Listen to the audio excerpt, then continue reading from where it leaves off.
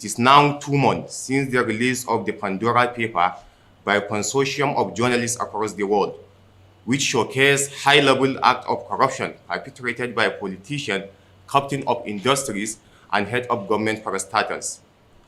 And this expose has succeeded in bringing to the fore the high-wage looting of our national matrimony by the privileged few who by accident or fate found themselves in public office and position of public trust. One particular case that has been lingering and generating a lot of interest and chain reaction in the media, both online and offline, is that of acting managing director of the Nigerian Ports Authority (NPA), Mohammed Bello Koko. We wish to ask, why has the president not used insecticide to flush out this corrupt individual out of the system?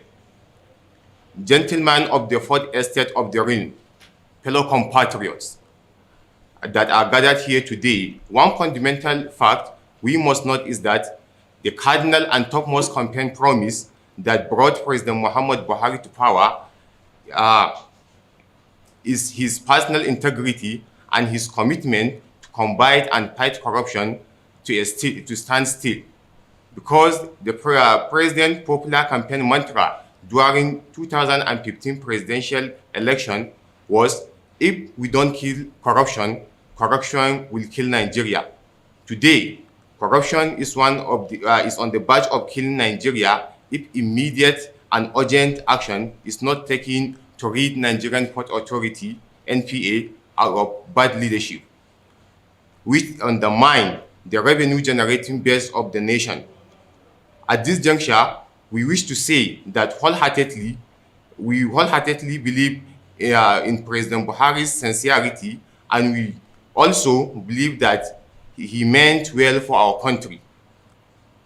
But we are surprised to see that the president is yet to take action on the corrupt allegation leveled against the acting managing director of the Nigerian Port Authority, Mohammed Bello Koko, and his subsequent indictment by the report of the Pandora papers.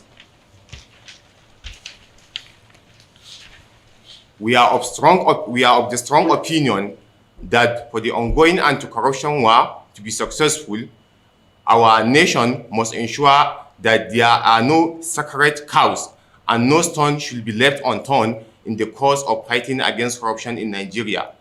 We wish to make our passionate appeal to Mr. President to listen to the cries of Nigeria by sacking Mohammed Bello Koko without further delay, because his continued stay in office is capable of soiling a good image of Nigeria among international community.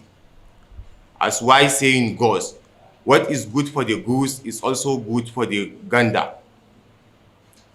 We expect President Muhammadu Buhari to act swiftly by sacking Mohammed Bello Koko in the same way and manner he sacked Hadiza Bala Usman when she was accused of corrupt practices. It is now crystal clear that Bello Koko, having been Executive Director of Finance during the reign of Hadiza Bala Usman, cannot be completely absolved from the corruption of that era at the Nigerian Port Authority. Worthy of note is the fact that Mohammed Bello Koko has not properly declared the properties he stashed abroad with ill-gotten wealth, which is clear contravention of the code of conduct for public officials. It is also a fact that the law firstly prohibits public officials from operating foreign accounts or running private businesses. This in itself should be enough reason to suspend Bello Koko from office. The same way the former Chief of Justice of the Federation, Justice Walter Onogen, was suspended in the year 2019. The refusal of the EFCC to invite Bello Koko to answer his corruption practices make us wonder if the anti-corruption agency is truly fighting for Nigerians. If other sectors can be clean, why is the silence over NPA? On this note, we wish to put the EFCC on notice that on going forward, they will have us to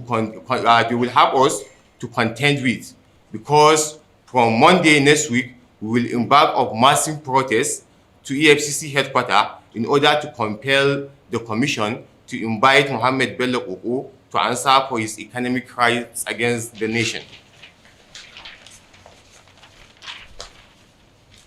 As a responsible civil society, we cannot afford to fold our arms and watch vultures and economic vampires destroy our country through selfish, self-centered material aggrandizement.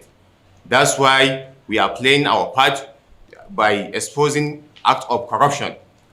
And we urge President Muhammadu Buhari to do the needful in the sense of reflecting the yearnings and aspirations of Nigerians.